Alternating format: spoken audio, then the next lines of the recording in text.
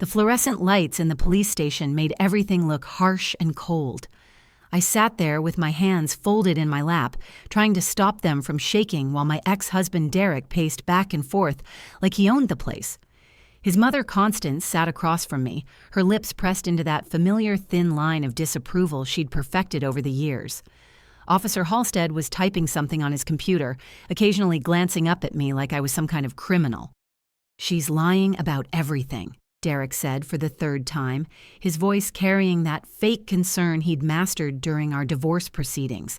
"Check her bank records. You'll see she's been desperate for money, probably sold him to pay off her debts." My 7-year-old daughter Vera sat in the corner of the room on a plastic chair that was too big for her. She'd been so quiet that everyone seemed to have forgotten she was there. Her legs swung back and forth, not quite reaching the floor, and she held her favorite stuffed rabbit tight against her chest. Her eyes moved between all the adults in the room, watching, listening, understanding more than anyone gave her credit for. "I would never hurt my son," I said, my voice cracking despite my efforts to stay strong. "Jonah is only 3 years old. He's probably scared and confused, and we're wasting time sitting here while he's out there somewhere." "Or you know exactly where he is," Constance interjected, her voice dripping with accusation. "I always told Derek you were unstable, always said you'd be the death of those kids. And now look what's happened." The words hit me like physical blows. This woman who had made every family gathering a battlefield, who had whispered poison about me to anyone who would listen, was now using my missing baby as ammunition. My sweet Jonah with his dark curls and infectious giggle, who just this morning had been playing with his toy dinosaurs and making them roar at his breakfast cereal. Officer Halstead looked up from his computer. "Mrs. Turner, we need you to understand the severity of this situation. Your son has been missing for 3 hours. If you know anything about his whereabouts, now is the time to tell us." "I've told you everything," I said, feeling the tears starting to burn behind my eyes. "We were at Riverside Park. I answered one phone call from my brother about my father's surgery. It was maybe 90 seconds. When I looked back, the swing was empty. Vera was still on the monkey bars, but Jonah was gone." "Convenient," Derek muttered. "A phone call nobody else heard. A mysterious disappearance nobody else saw. There were other parents there. They helped me search.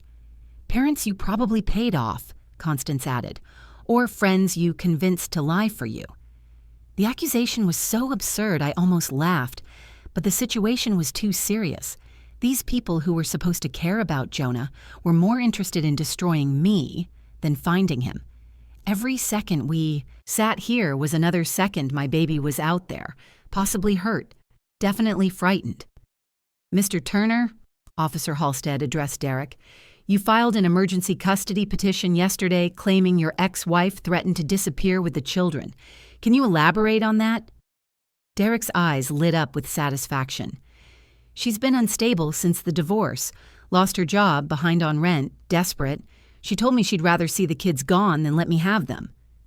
"That's not what happened," I protested, but nobody was listening to me anymore.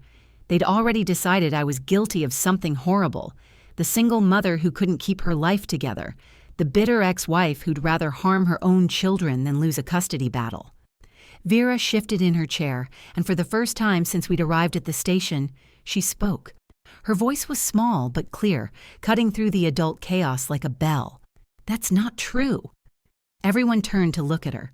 Derek's face changed, that flash of annoyance he always got when the kids didn't follow his script. "Vera, sweetheart, the adults are talking," he said in his fake gentle voice.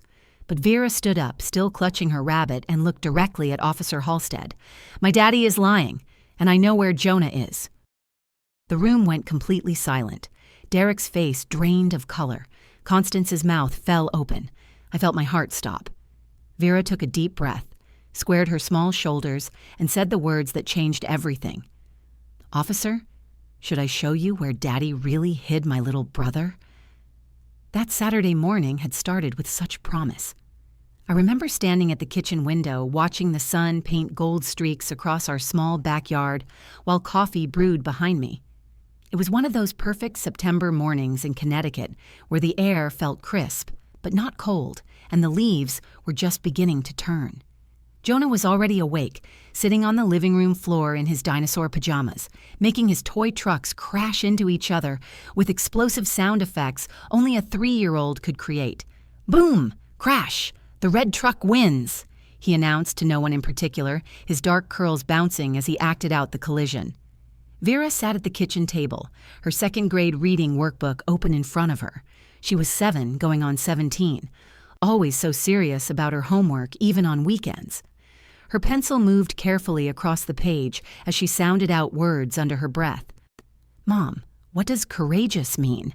she asked, looking up at me with those big brown eyes that were so much like mine. "It means being brave, even when you're scared," I told her, pouring orange juice into her favorite purple cup. "Like when you told the truth about who broke Grandpa's vase even though you thought you'd get in trouble." She nodded thoughtfully and went back to her workbook. If only I'd known how much courage she'd need to show just hours later. The divorce had been final for 6 months, and we were finally finding our rhythm as a family of 3. The apartment was smaller than our old house, sure, but it was ours. No more walking on eggshells, no more Derek coming home at midnight smelling like another woman's perfume, no more arguments that made the kids hide in their rooms. Derek had fought the divorce every step of the way, not because he wanted to save our marriage, but because he couldn't stand losing. He was the successful real estate agent with the perfect smile and firm handshake. I was the nurse who'd lost her job during the pandemic cutbacks. In his mind, that made him the winner by default. When the judge granted me primary custody anyway, something shifted in him. The mask he wore for judges and social workers started slipping. "Mommy, are we seeing Daddy this weekend?" Jonah asked, wandering into the kitchen with his favorite truck. "Not this weekend, baby. Next weekend is Daddy's turn." That was the schedule. Every other weekend, alternating holidays. Derek had been pushing for more, claiming I was alienating the children from him. His mother, Constance, had been helping him build a case, showing up at school pickups with her little notebook, documenting every minute I was late, every time Vera's hair wasn't perfectly braided, every time Jonah had a runny nose. "She's building a case," my lawyer had warned me. "Document everything on your side, too." So I did. The folder in my bedroom was growing thick with receipts, school reports, medical records, photos of the kids thriving despite the upheaval. Derek had missed 3 child support payments, but somehow could afford a new BMW. He'd returned the kids 2 hours late last Sunday because he'd taken them to his girlfriend Amber's pool party without telling me. Vera had come home sunburned and upset because Daddy's friend kept trying to be our new mommy. "Can we make pancakes?" Jonah asked, climbing onto his chair at the table. "With chocolate chips?" "With chocolate chips," I agreed, reaching for the mixing bowl. As I stirred the batter, Vera put down her pencil. "Mom, why does Grandma Constance hate us?" "She doesn't hate you, sweetheart. She hates you, though. She told Mrs. Patterson at the grocery store that you're an unfit mother." I heard her. I set down the whisk and knelt beside my daughter's chair. Sometimes adults have complicated feelings. What matters is that I love you and Jonah more than all the stars in the sky. "More than all the pancakes in the world?" Jonah chimed in. "Even more than that," I laughed, ruffling his hair. We ate breakfast together, Jonah getting syrup on everything within a 3-foot radius, Vera carefully cutting her pancakes into perfect squares. They were good kids. Happy kids, despite everything. The court-appointed evaluator had even noted how well adjusted they seemed, how secure their attachment to me was. "Can we go to the park today?" Vera asked as she helped me clear the dishes. "Jonah wants to feed the ducks." "Of course. We'll go after lunch." Those normal, everyday moments feel like a lifetime ago now. If I could go back, would I do anything differently? Would I have skipped the park? Ignored my brother's call? Held Jonah's hand tighter? The what-ifs could drive you crazy if you let them. Riverside Park was crowded that afternoon, filled with families enjoying what might be one of the last warm Saturdays before fall really set in. The playground buzzed with children's laughter, parents chatting on benches, and the distant sound of dogs barking in the off-leash area. Jonah had been so excited when we arrived, practically vibrating out of his car seat as I unbuckled him. "Swings first! Swings first!" he chanted, pulling me toward his favorite spot. I lifted him into the toddler swing, the one with the high back and safety bar. His little hands gripped the chains as I pushed him gently, his giggles floating through the air with each arc. Vera had already claimed her spot on the monkey bars, moving across them with the determination of an Olympic athlete in training. "Higher, Mommy! Touch the sky!" Jonah squealed, kicking his legs with joy. That's when my phone rang. The caller ID showed my brother Nolan's face. I almost didn't answer, but our father was scheduled for heart surgery on Monday, and I'd been waiting for updates about the pre-op appointments. "Keep swinging, baby. Mommy needs to answer this real quick," I told Jonah, stepping exactly 3 feet away to the nearest bench. I could see both kids clearly. The swing was still moving in its gentle rhythm. "Renata, Dad's surgeon, wants to move the surgery to Tuesday," Nolan said immediately. "Something about the anesthesiologist's schedule. Mom's freaking out about it being a bad sign." "It's not a bad sign. They're just coordinating schedules. Tell Mom that Tuesday actually gives them more prep time, which is good." I kept my eyes on both kids as I talked. Vera had made it halfway across the bars. Jonah's swing was slowing down, but he was still smiling. "Can you call her? You know she listens to you better about medical stuff." "I'll call her tonight after the kids are in bed, I promise. Listen, I'm at the park with them right now, so I should go." "Yeah, okay, thanks, Ren." I hung up and turned back to the swings. The empty swing moved slightly in the breeze, but Jonah wasn't in it. My heart stopped for a single moment before a logical thought kicked in. He must have climbed out to go to the slides. "Jonah?" I called, scanning the immediate area. "Jonah, where are you, baby?" Vera dropped from the monkey bars and ran over. "He was just here, Mom. He was right there." We checked the slides first, then the sandbox, then the little playhouse structure. Other parents started noticing my increasing panic. A woman with twin boys helped me check the bathrooms. A father with a daughter Vera's age looked around the parking lot. "What's he wearing?" someone asked. "Green. Dinosaur shirt, blue shorts, light-up sneakers," I managed to say, my voice getting higher with each word. Within 10 minutes, every parent in that park was searching. Someone called 911. I called Derek, my hands shaking so badly I could barely hit the right numbers. "Jonah's missing," I said the moment he answered. "We're at Riverside Park. I can't find him anywhere." "What do you mean you can't find him? How do you lose a 3-year-old? His voice was sharp, accusatory from the start. "Just get here, please."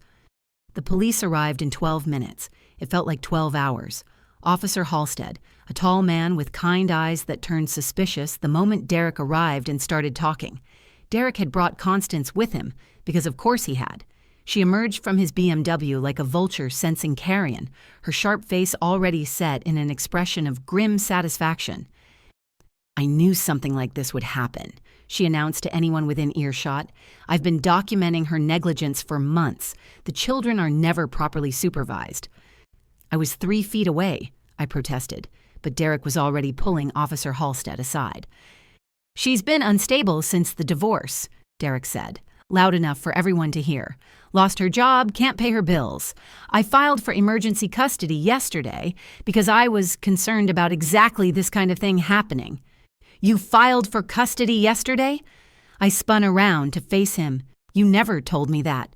"Why would I tell you, so you could run off with them?" He turned back to Officer Halstead. "Check her phone records. Check her bank statements. She's been desperate for money. Probably sold him for drug money." "Drug money? Derek, you know I don't even drink anymore, let alone do drugs." Constance stepped forward, placing a hand on her son's shoulder in a show of support. "Officer, I've watched her deteriorate for months. She's vindictive, desperate, and now my grandson is missing. I always said she'd be the death of those kids. Looks like I was right." The interrogation room at the police station smelled like stale coffee and industrial disinfectant. They'd called it a voluntary interview room, but nothing about being there felt voluntary. Officer Halstead sat across from me with a yellow legal pad, writing down everything I said while occasionally glancing at Derek, who had positioned himself in the corner, like some kind of supervisory presence. Constance sat beside him, her notebook out, pen poised like a weapon. "Walk me through the phone call again," Officer Halstead said, his tone neutral but his eyes skeptical. "My brother Nolan called about my father's heart surgery. The call lasted maybe 90 seconds. I was standing by the bench, watching both children the entire time." "But you weren't watching them," Derek interrupted. "If you were watching, Jonah wouldn't be missing." "Mr. Turner, please let her answer," Officer Halstead said, though he made another note on his pad. Through the glass window of the interview room, I could see Vera in what they called the children's room, sitting at a small table with a social worker named Mrs. Chen. They'd given her crayons and paper, trying to keep her occupied while the adults sorted through this nightmare. She was drawing something with intense concentration, her tongue poking out slightly the way it always did when she focused. "Mrs. Turner," Officer Halstead continued, "your ex-husband has provided us with some concerning information. He says you threatened to disappear with the children." "That's not true. I would never say that." Derek pulled out his phone with theatrical precision. "I have it recorded. Listen for yourself." He pressed play, and my voice filled the room, distorted and choppy. "I can't let you take the children. Never see them again." My blood ran cold. I recognized those words, but not in that order. "That's edited. Those are pieces from different conversations. I said I couldn't let him take the children to Florida because I'd never see them again. He's planning to move there with his girlfriend." "She's lying," Constance said sharply. "She's always been manipulative. Ask anyone in the neighborhood. Ask the teachers at school. She's unhinged." "The teachers love me," I protested. "Mrs. Morrison just told me last week that Vera is thriving despite the divorce." "Because you probably bribed her," Constance shot back. Officer Halstead held up his hand for silence, then slid a document across the table. "This is the emergency custody petition Mr. Turner filed yesterday. It lists several incidents of alleged neglect, leaving the children unsupervised, being late for pickups, failure to provide adequate meals." Failure to provide adequate meals? I couldn't believe what I was reading. "Because I gave them McDonald's once after Jonah's doctor's appointment ran late." "Fast food is not proper nutrition," Constance interjected. "I raised Derek on home-cooked meals every single night. Your son missed 3 child support payments while buying a new BMW." The words burst out before I could stop them. Officer Halstead made another note. "Mrs. Turner, have you been experiencing financial difficulties?" "I'm a single mother. Money is tight, but my children have everything they need. Their teachers, their pediatrician, everyone will tell you they're well cared for." "Except right now, one of them is missing," Derek said coldly. I wanted to scream at him to help find our son instead of trying to destroy me. But I knew that would only make me look more unstable. Through the glass, I saw Vera suddenly stop coloring. She stood up and Mrs. Chen tried to redirect her back to the table, but Vera shook her head and walked toward the door. "I need to talk to my mom," I heard her say clearly through the thin walls. "Sweetie, the adults are having an important conversation right now," Mrs. Chen replied gently. "About my brother, and they're getting it wrong." The door opened, and Vera walked in with the determination I'd seen when she'd decided she was ready to ride her bike without training wheels. Mrs. Chen followed, looking apologetic. "I'm sorry," she insisted, Mrs. Chen said. Derek's face shifted into his fake father smile. "Vera, sweetheart, go back in color. Daddy and Mommy are talking to the nice officer." "You're not talking, you're lying," Vera said flatly. "That recording is fake. I was there for all those conversations. Mom said you couldn't take us to Florida. She said she couldn't let you take us away where she'd never see us again." The room went quiet. Officer Halstead leaned forward slightly, his interest clearly piqued. Derek's jaw tightened, a tell I recognized from years of marriage. He was calculating his next move. "Vera, you're confused," he said carefully. "You don't understand adult conversations." Vera turned to face Officer Halstead directly, her small frame straight and confident. "I understand everything, and I know something else too, something about where Jonah really is." Vera stood in the center of that interrogation room like a tiny warrior facing down an army. Her eyes moved from Officer Halstead to Derek, then back again. She still held the picture she'd been drawing, and I could see now it was a map of some kind, drawn in purple and green crayon.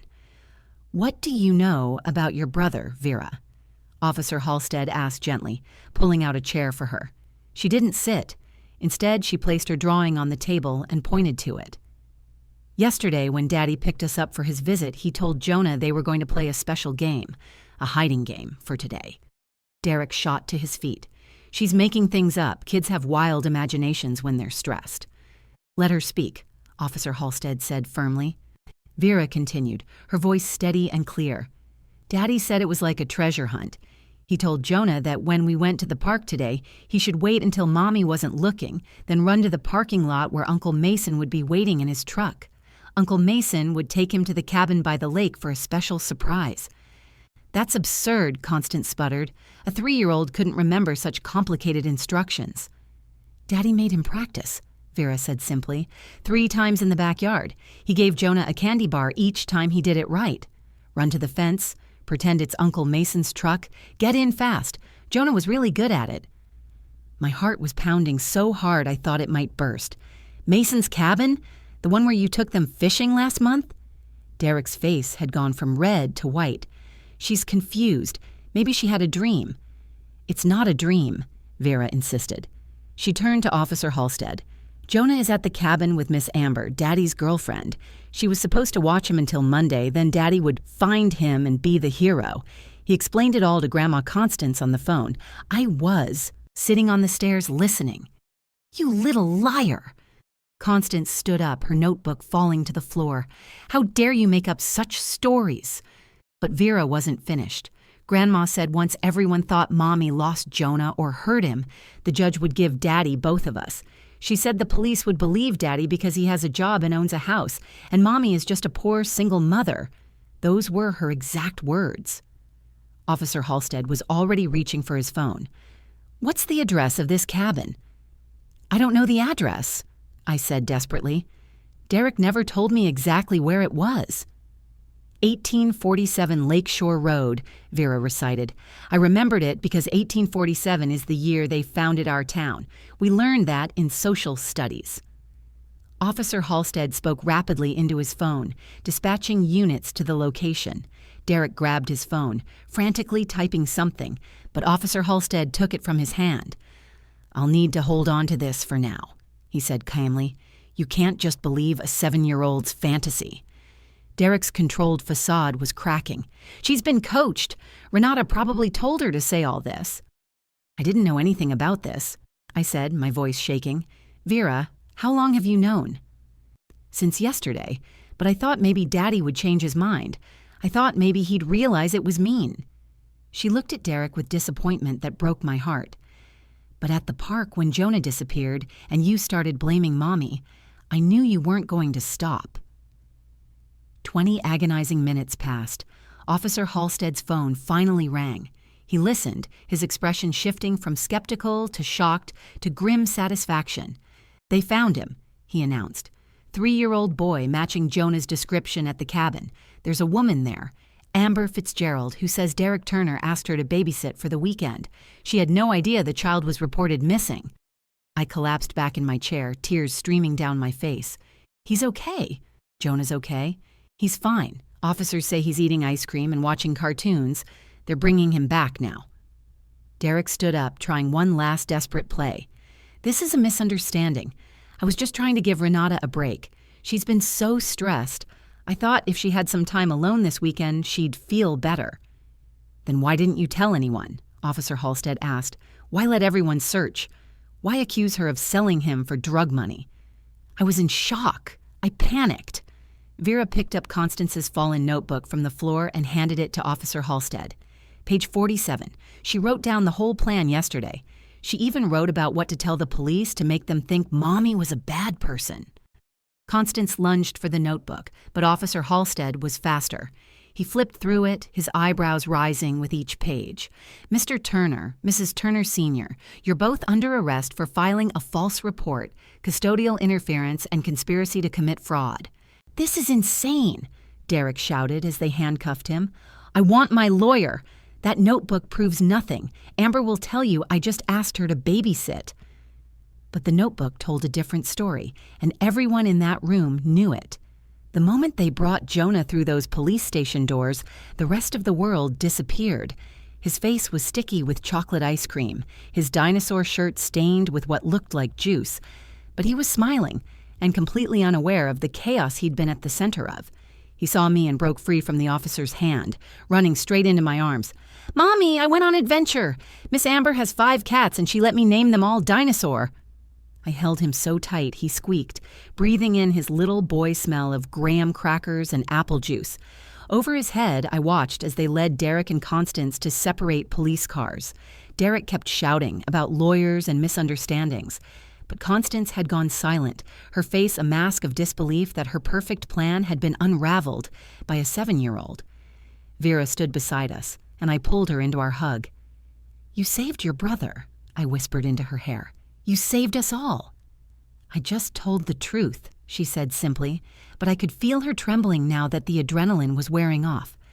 3 months later, we sat in family court for what the judge assured us would be the final custody hearing.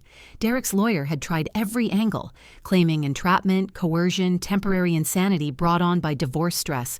But the evidence was overwhelming. Constance's notebook contained dated entries going back 6 months, documenting their plan to frame me as an unfit mother.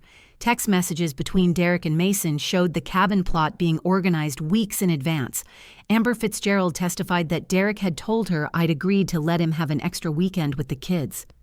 "Mr. Turner," the judge said, looking over her glasses at Derek, "you orchestrated an elaborate scheme to traumatize your children and destroy their mother's reputation, all to win a custody battle.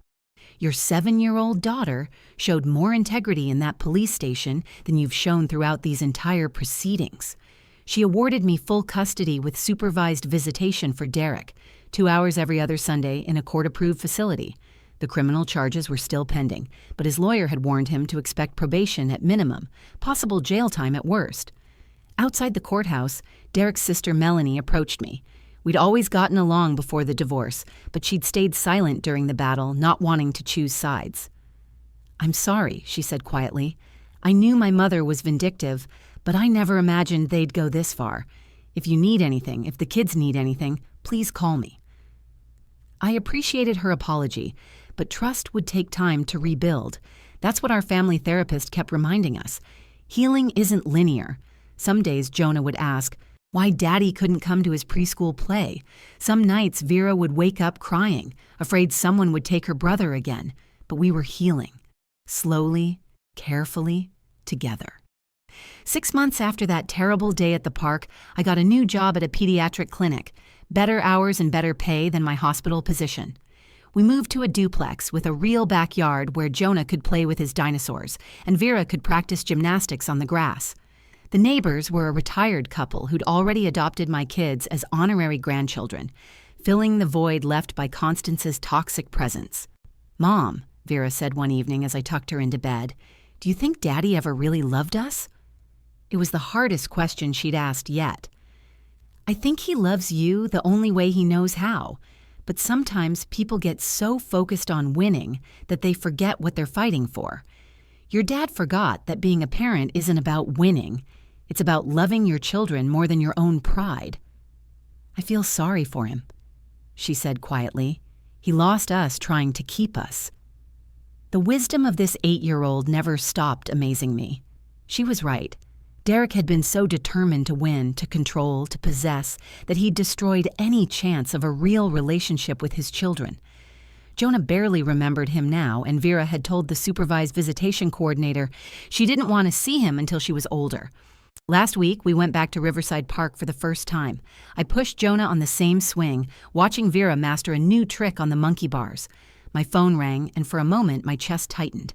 But then Vera called out from the bars, "Mom, it's okay. We're right here. We're not going anywhere." She was right. We were exactly where we belonged, together and safe. Derek had tried to use my children as weapons against me, but he'd only taught them the difference between real love and manipulation. Vera had found her voice that day in the police station, and she'd never be silent again. And that's the unexpected gift hidden in the worst day of our lives. My daughter learned that truth is more powerful than lies, that courage matters more than intimidation, and that sometimes the smallest voice in the room can bring down the loudest. If you found this story compelling, please share it with others who might need to hear it.